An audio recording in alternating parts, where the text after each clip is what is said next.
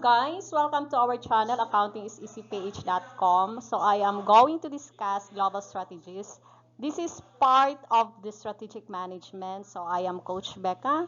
So for those who did not subscribe to our YouTube channel, please subscribe. We need your support, guys, and also like our Facebook page. Okay, thank you.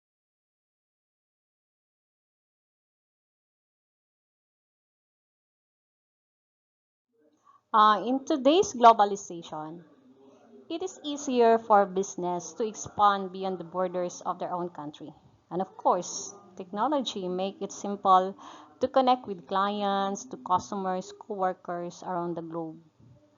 So, before we will go to our global strategies, let us first define an international company and a multinational company. An international company is one that engages in any combination of activities from exporting, importing, to full-scale manufacturing in foreign countries.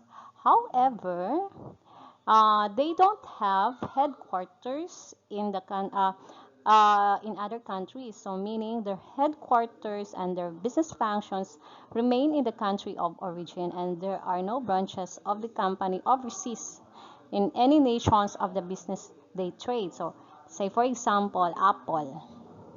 Apple is a company that produces consumer electronics such as computers, tablets, and mobile phones. So it sells the products around the globe, but their headquarters and their product development are located within the US. And we have another example is the Nike. So it is, of course, this is an international business. So their products are distributed globally, but their decisions and their brand are all made within the US. And they export their products to other countries. In multinational company, in contrast, this is a highly developed international company with a deep involvement throughout the world, and plus a worldwide perspective on its management and decision making. So here, the company choose to establish branches and operations in the countries that they are importing. So this is overseeing the sales and importing from that particular company. So these multinational companies normally have fewer countries of interest. So example here is Starbucks, where most of the menu is the same, but offerings change based on their local taste. So Starbucks also customize its location to the local culture, and they also provide different seating and setup to make their local customers more comfortable. We have also Honda. Honda is also a multinational company whose headquarters is in Japan, but has established branches all over the world. And then, so they line up, no? Their product line up varies by country. So they have their headquarters to different countries that will look on their sales and operation. So for a multinational company to be considered global, it must be managed. It must manage its worldwide operations as if they were totally interconnected.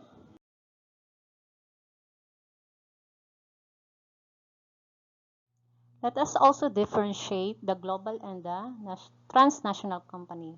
So a global company, just like the multinational company, has investment and business in the countries in which it chooses to operate. So usually, the central headquarters of the business makes the decision for driving the business, and the same product are offered in every country regardless of local culture and taste. So our example here is McDonald's. So McDonald's restaurants are located across the globe and serve the same menu in all of their directions or in all of their locations. Of course, there are menu customization depending on the location, so which leans more toward the multinational category, but a high level of McDonald's behaves like a global business. So another is the transnational company. So what is this transnational company? So a transnational company is a newer term, so describing a business with heavy operations in multiple nations. So transnational business become incredibly complex because each local branch has its own decision-making power, decision on its own market and its product selection. So this type of worldwide operation offers the most flexibility and versatility, but this comes at the cost of streamlined management and product catalog. So example of our transnational company is Nestle. So Nestle had headquarters but have international branches. So these international branches make their own decisions regarding the operations and products they are offering.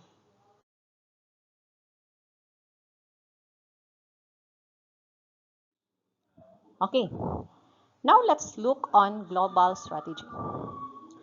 Global level strategy is an organization strategy for the management of its operation across multinational borders. Again, globalization, this is it opens the business all around the world. So it is a growing world phenomenon of connections, as associations, differences, and commonalities, which influence the national markets and also the international industry. So human activity and also business, they are converging and become more interconnected all over the world. We have also the internet. The internet connect all people around the world. So it makes our world small.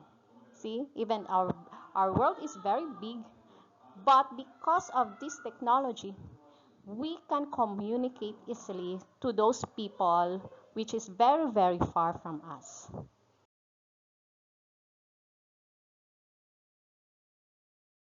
To proceed to our global strategy, let us first review Porter's diamond.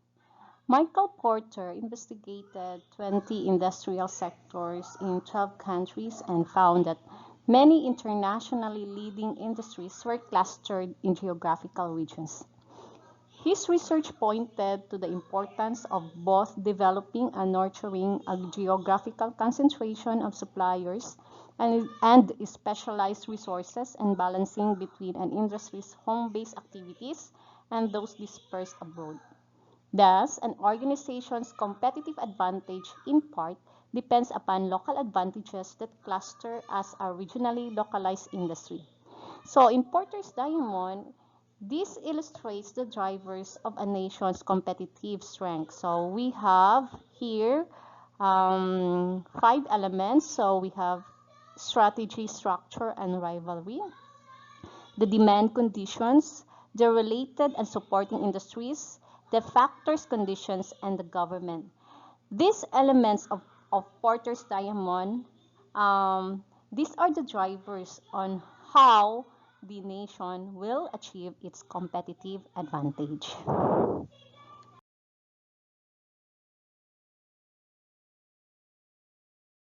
Michael Porter's diamond model, which is also known as the theory of national competitive advantage of industries. So this is a diamond-shaped framework that focuses on explaining why certain industries within a particular nation are competitive internationally, whereas others might not. So the first driver is what we call the firm structure and rivalry. So in national context, in which companies operate largely, determines how companies are created, organized, and managed. So this affects their strategy and how they structure themselves. So strategy, structure, and a rivalry is the intensity of domestic competition works to compel the organizations to work for improved productivity and innovation. So this domestic rivalry is instrumental to international competitiveness since it forces companies to develop unique and sustainable strength and capabilities. So like say for example, the Japanese automobile industries with intense rivalry between Nissan, Honda, Toyota, Suzuki, Mitsubishi, and Subaru. Because of their own first domestic competition, they have become able to more easily compete in foreign markets as well. So that's one of the driver. Then the next factor is the demand condition. The demand condition is the presence of demanding and sophisticated customers that will spur greater efforts and increase competitiveness. So we know that this home demand largely affects how favorable the industries within a certain nations are. So a larger market means more challenges but also create opportunities to grow and become better as a company. So the presence of these demand conditions from local customers also pushes companies to grow, to innovate, and to improve their quality. The next factor is related and supporting documents. So related and supporting industries. So this is a sufficient density of related and supporting organizations, especially the proximity of distributors, suppliers, and other organizations that facilitate an industry's activities. So it provides an infrastructure that is favorable as a springboard for competitive advantage. So in this presence of these related and supporting industries, it can create value net. So oftentimes there is alliance and partnership with other companies in order to create additional value for customers and become more competitive. So especially on the enhancing innovation, no? We need some partnership, we need some feedbacks, we need short line of communication just to survive in the market.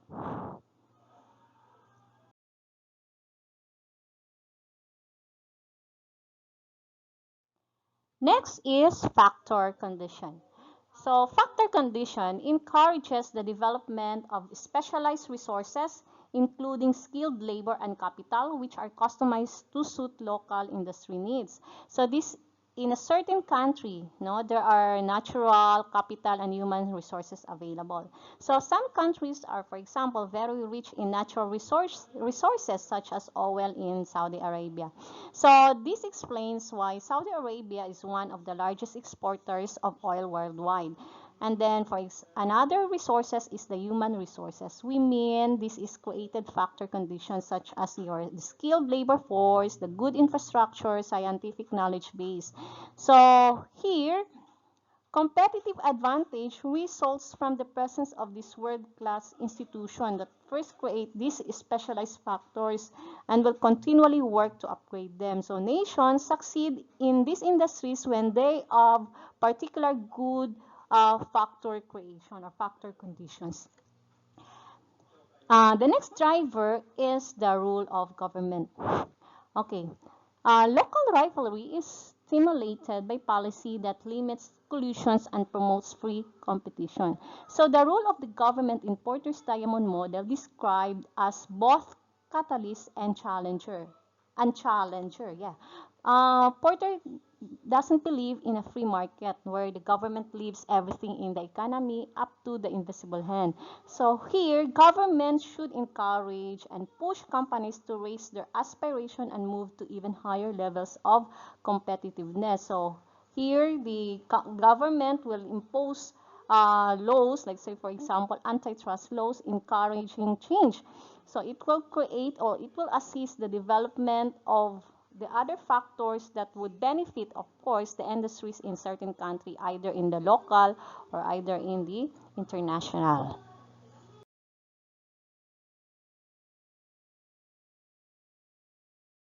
Now let us go to global strategic issues. So how does it happen? No?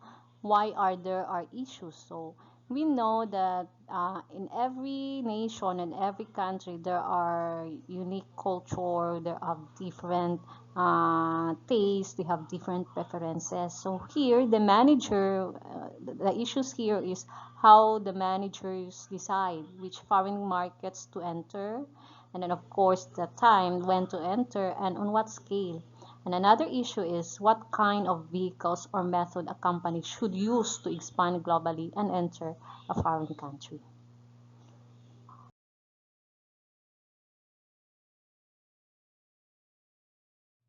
Okay, so these issues are um, usually motivated or the desire no, on when to or how or where to push your um, international market depends on the competitive pressures. So we have two competitive pressures here. The first pressure is cost reduction. The second one is um, the local response. No? So usually companies compete in the global market typically face these two types of competitive pressures. So one is the cost reduction. So usually, responding to pressures for cost reduction requires the company to minimize its unit cost. So the goal here is to base their productive activities at the most favorable low-cost location, wherever in the world that might be. So it may also need to offer standardized product to the global marketplace in order to realize the cost savings that come from economies of scale and learning effects. So typically, they will choose those countries who have low labor costs like the Philippines. What else? We have also the India. So they will, and even China, they will establish their manufacturing plants there just to minimize the cost of their production.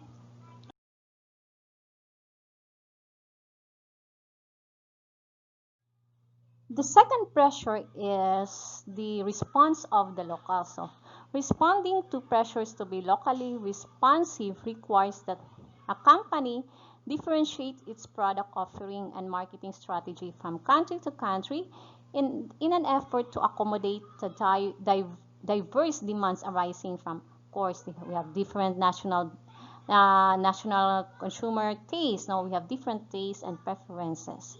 We have also different business practices. And every country, each country have different distribution channels. The conditions also they will look on it, and of course the government policies. So because of this differentiation across countries, they can involve significant duplication, and there would be a chance or there would be an indication that there is a lack of product standardization. So it may raise costs. So as an international company, a global company, they may look on what particular strategy that will align this on this particular pressure. So either high, either low. What are their global strategies addressing to these pressures?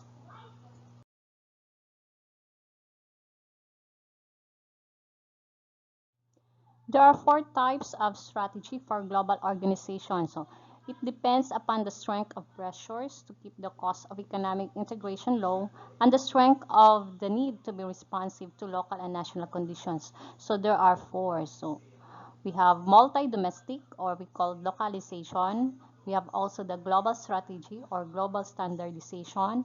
We have the international and also the transnational strategy.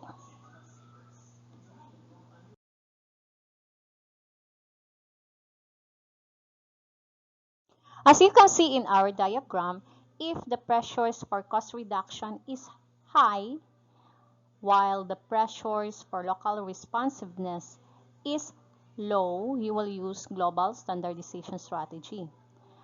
However, if the pressures for local responsiveness is high, you will use the transnational strategy. On the other hand, if the pressures for cost reduction is low and also the local responsiveness is still low, you will use the international strategy. But if the response of the locals is high, you will use the localization strategy.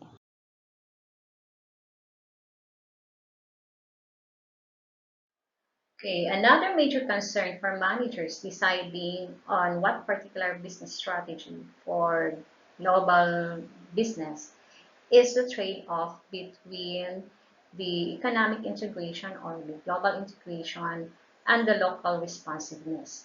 So economic integration is the degree to which the company is able to use the same products and methods in other countries, while local responsiveness is the degree to which the company must customize their products and methods to meet the conditions of the other countries. So these two dimensions result in four basic global business strategy. So the first one is global strategy, of which the economic integration is high while the local responsiveness is low. So under global strategy, organization use a standardized product and service range for international markets. While for while international strategy here, economic integration is low and the local responsiveness is low. So they will use international strategy. Organization use central direction to effect a common way of working. On the other hand, if the economic integration is high, the organization may use or will use transnational strategy, of which there is a combination of multi-domestic and global strategies. And if the economic integration is low and the local responsiveness is high, they may use the multi-domestic strategy where organizations use different product and service ranges for different international markets. Okay.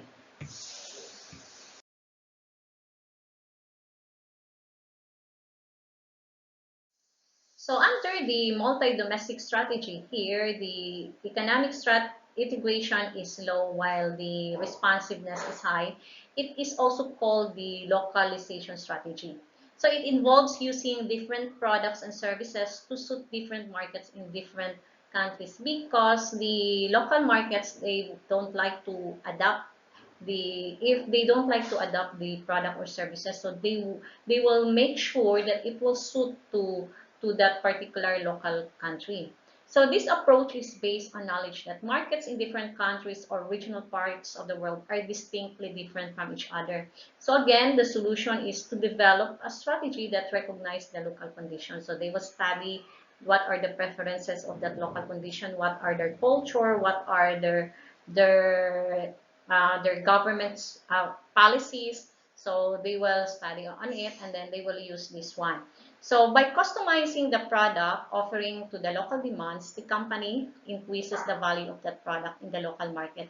So this strategy may make sense because it add value associated with local customization. So if there is local customization, so the local will support higher pricing and it leads also to substantially greater local demand.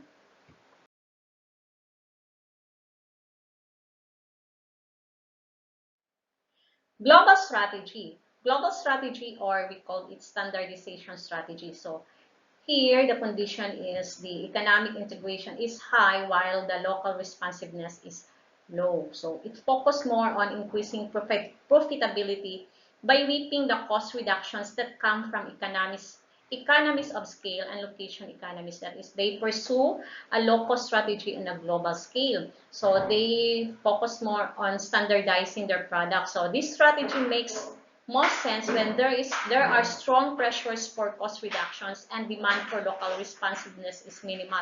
So this brings economies of scale from centralized production, distribution, and marketing, and it suits situations where consumer lifestyle and tastes converge as is sometimes the case for global brands. So there is branding here.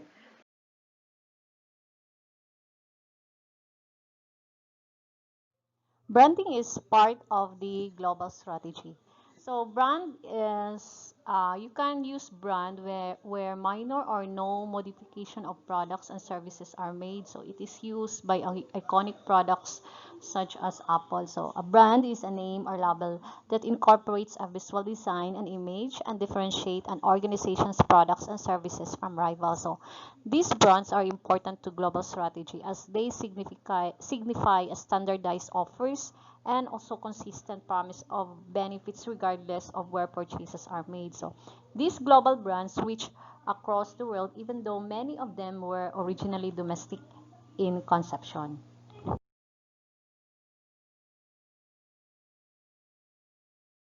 Now let's go to international strategy.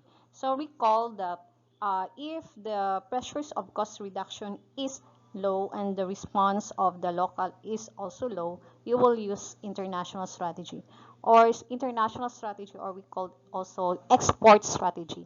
So it focuses more on enterprise-wide objectives, so managed from the center. So these organizations are likely to develop new practices centrally and diffuse them to subsidiaries. Policies, incentives are maintained consistently from country to country. Sometimes it is possible to identify multinational companies, no, especially on this one, that find themselves in a fortunate position of being confronted with low cost pressures and low pressures for local responsiveness. So typically, here, enterprise sell a product that serves universal needs, but because they do not face significant competitors, they are not confronted with the pressures to reduce their cost structure.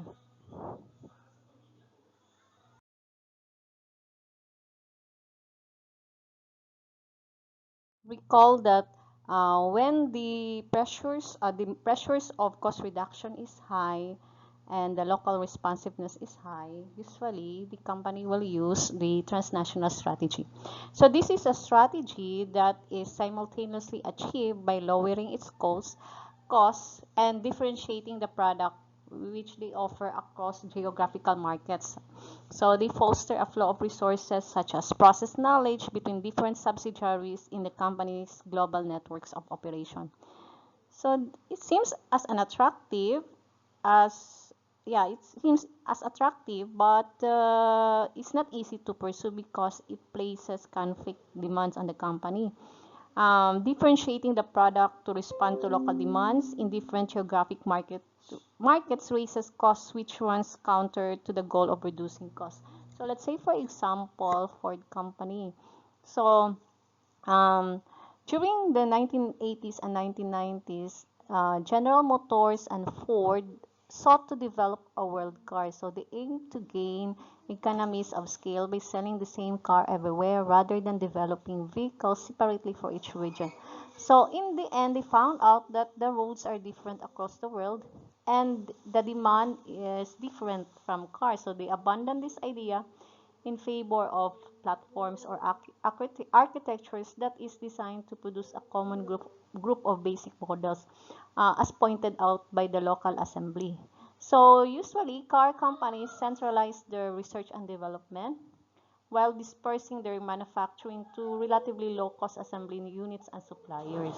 So that is a transnational strategy.